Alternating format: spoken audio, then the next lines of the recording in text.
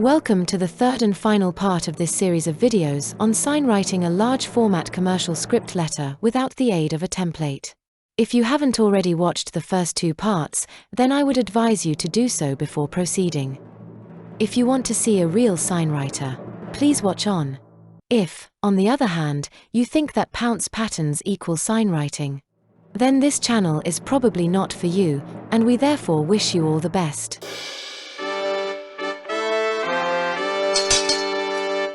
Greetings brushketeers, and welcome to another traditional signwriting lesson with JohnBoy. So, if you're sitting comfortably, we'll begin. Part 3. The shading. We will be shading this lettering with a light blue angled away shadow, and it will be executed without the need for any further marking out. This shadow will be kept relatively light in weight compared with what would normally be seen if a close version of the shadow were to be used, and apart from some subtle variations, the shadow or shade will be one width of our brush, which will be the exact same brush as used for the lettering. A large goose feather quill or number 8 lettering pencil. Pure red sable, of course. The basic idea here is to create a stylized three-dimensional or raised look to your lettering by the addition of a contrasting yet complementary color to one side and the bottom of the lettering. And as two strong colors are used here. A close shadow, that is, a shadow that touches the outside edge of its corresponding character, would cause the letter and shade to compete for visual dominance, thus resulting in an overpowering and illegible mess. So a space of approximately 1/3 of the shadow's width is utilized here. This type of shading can neither be described as a drop shadow, a cast shadow, or indeed a block shadow. But it does share elements with all three. It also has the added advantage of creating a subliminal outline in the color of the substrate, which subconsciously creates an extra dimension to the lettering with little, if any, extra brushwork. The nature of an away shade allows for the viewer's subconscious to determine whether they are looking at the side of a three-dimensional letter, or indeed if the letter is actually flat, but raised slightly above the surface. Either way, and as long as the shadow does not overpower the letter, they will likely not even be aware that the shadow is even present, which is actually a desirable factor for maximum legibility in secondary text. So having said that, our shadow as added here to the left-hand side and bottom of each stroke can either create the effect of being viewed from slightly below and to the left of the lettering, or that of viewing the lettering from straight on, but with the light coming from an approximate angle of 45 degrees to the top and right, thus creating the purely decorative if somewhat impossible effect of casting a light blue shadow beneath the bottom and left of the text.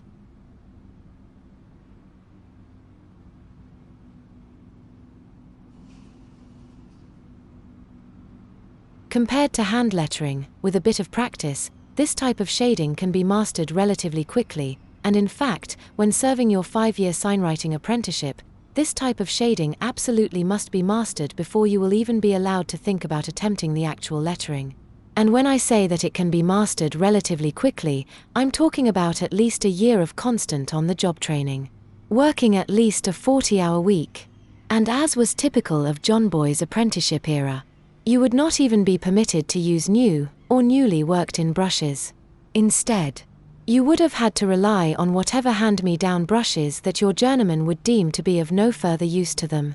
And as well as teaching you to appreciate the value of feeling somewhat worthy of being permitted to use the cast-offs of various master signwriters, the worn and clapped-out nature of these second-hand brushes would teach you to hone your brushworking skills in ways that a brand-new lettering brush could never even contemplate.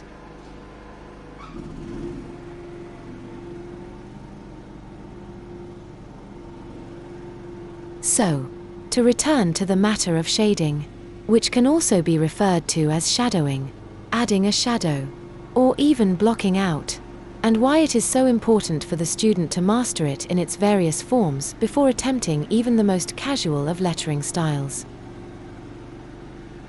Amongst other virtues, it will help you to develop the many and varied brushworking skills that you will need to totally master on your way to becoming a real signwriter.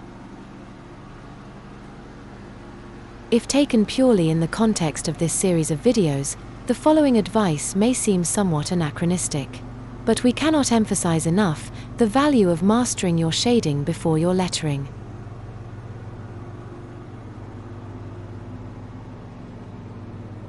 The height of the script lettering, as shown in this video, is probably close to the limits of what is known as one-stroke shading. And whilst any real signwriter worth their salt will still be able to add a shadow to a much bigger letter without the addition of a pre-drawn outline, simply by the doubling or trebling up of their brushstrokes. As far as brushwork is concerned, the studying, practicing, and mastering of one-stroke shading will teach you how to pull a double-edged stroke while holding the brush at various different angles and retaining this double edge as you apply and decrease pressure to the bristles for various effects. Additionally, it will teach you how to begin and finish a brushstroke, of which there are several differing methods, each depending on various circumstances such as physical dimension, angle of brushstroke to horizontal, and even color combination between letter, substrate, and shadow. And as if this isn't enough, we must also learn to be able to simultaneously produce a constantly smooth double-edged stroke using all of the aforementioned methods, whilst also performing any strokes that require the seamless twisting of our brush as needs take us.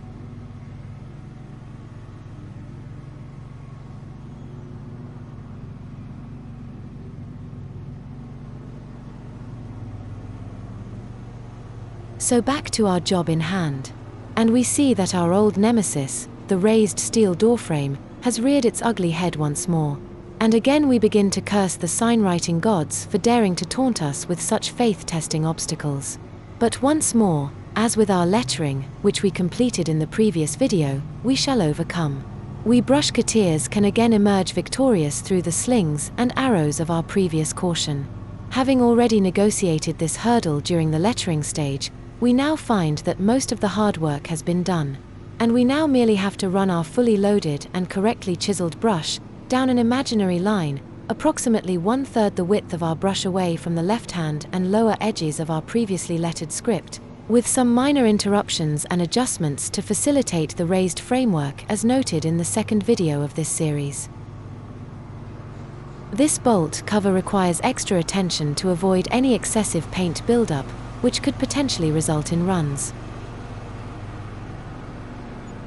And as before with the lettering, the unavoidable disjointed nature of the brushwork in and around this raised metal door frame can seem to take almost as long as the entire previous word. But, as our regular viewers and subscribers should know by now, we always try to find a silver lining amongst the darker clouds that we may find ourselves having to navigate through as brushketeers. And as would be relevant in this particular instance, although this imposing hunk of angle iron may at first seem at worst as a frustrating obstacle, and at best, as a minor inconvenience, you would actually be better off treating it as an opportunity for learning. And if all we manage to come away with from facing such a challenge is how to regulate the amount of paint on our brush when negotiating a sharp edge, when to push our brush as opposed to pulling it, or when to completely change the direction of our strokes, back to front, or bottom to top, etc., then we should consider these few minutes out of our day to be an extremely valuable, yet inexpensive lesson.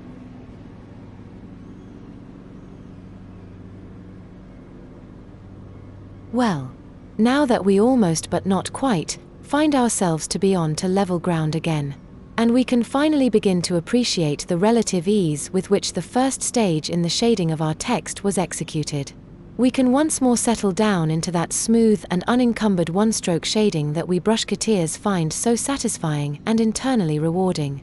Not least because it subconsciously triggers a signal in our signwriting brain that despite the fact that this block of text has literally taken us thus far, less than an hour, which incidentally could possibly be well under the time which a pounce writer could take to design, print, prick, place, and pounce even a computer-generated template, we finally start to get that feeling of being on the home stretch, and now that we have faced, and although we may have momentarily stumbled, we have ultimately cleared that which has been our mid-text hurdle.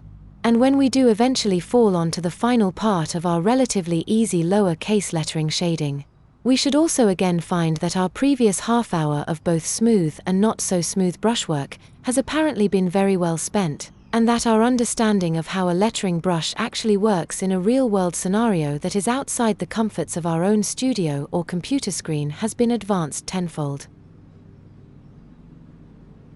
You can also follow us on Instagram at instagram.com/JohnBoy_signwriter.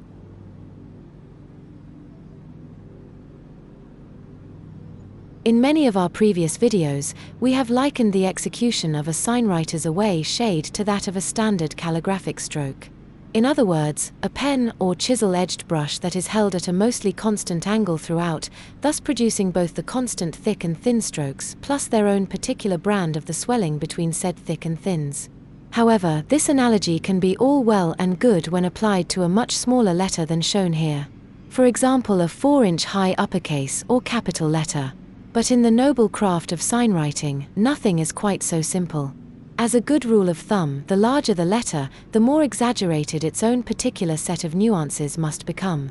And not only that particular letter's nuances, such as the round and pointed letters needing to be extended above and below the standard lettering height, plus its relation to its adjacent characters, all of which I assume that you are all completely aware of, and is one of the possible reasons that you may want to watch videos on this channel as opposed to the plethora of instructional videos that may appear on any of the numerous CGI sign painters channels.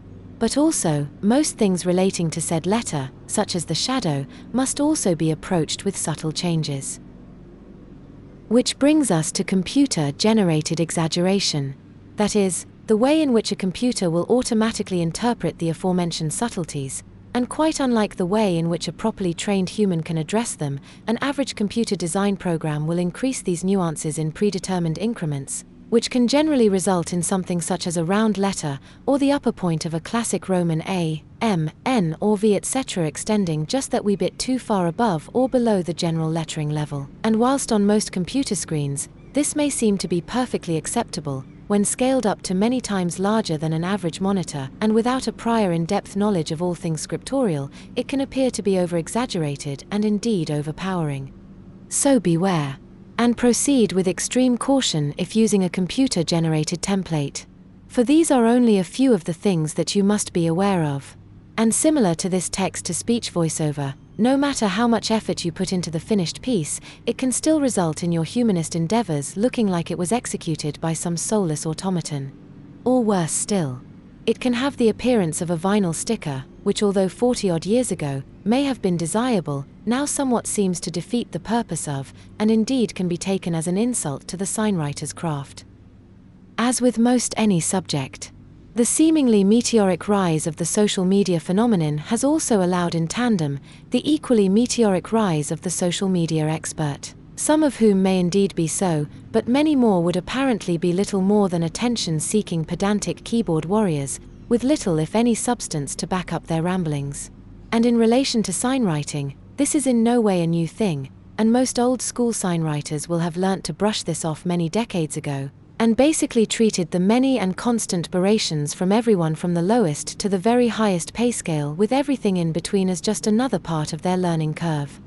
The worst of these, however, will be those self-proclaimed experts who have either watched a few YouTube videos and think that they have somehow earned the right to call themselves a signwriter just because they can fill in a predetermined and most likely computer-generated outline, or paid someone some sort of signed certificate extolling the virtues of having spent 5 days learning how to reproduce their name or favorite meaningful phrase or buzzword using every color and effect imaginable. Or even worse. And they do exist, and in far greater numbers than you could ever imagine.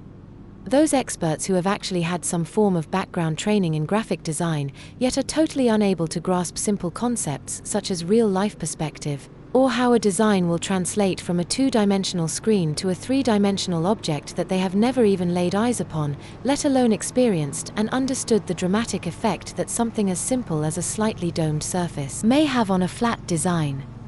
This may on the surface seem like some sort of vitriolic diatribe, but I can assure you that it is merely a forewarning of what to expect if you really want to become a signwriter. And what has this got to do with one-stroke shading, I hear you ask?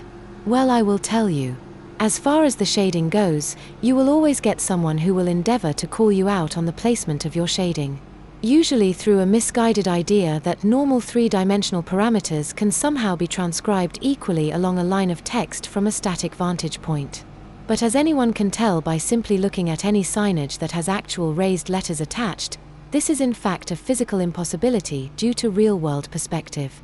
It is therefore the signwriter's job to merely imitate such perspective in a stylized fashion and in a way that will be both pleasing to the eye and will display an equality in legibility throughout. So in conclusion, the shading of most signwriting will be, by its very nature, a compromise to reality, and we as signwriters must have many tricks up our sleeves in order to achieve this. When you choose the life of a signwriter, even long before the internet made this great big world of ours a much smaller place, you must also choose the life of someone who puts their work on display for all and sundry to judge and opine on. And trust me, many will do just that, in the sincere belief that being able to read and write to a basic kindergarten level somehow gives them the divine right to stand in judgment of the noble craft that you have spent decades studying and perfecting. But this is the path that we brushketeers have chosen. And this path we will traverse, secure in the knowledge that our letter forms should be approached and viewed as an aspect worthy of artistic merit, and not one of geometric precision. And so, as we near the end of this video trilogy, we must thank you for watching, and we hope that you may just have learnt something.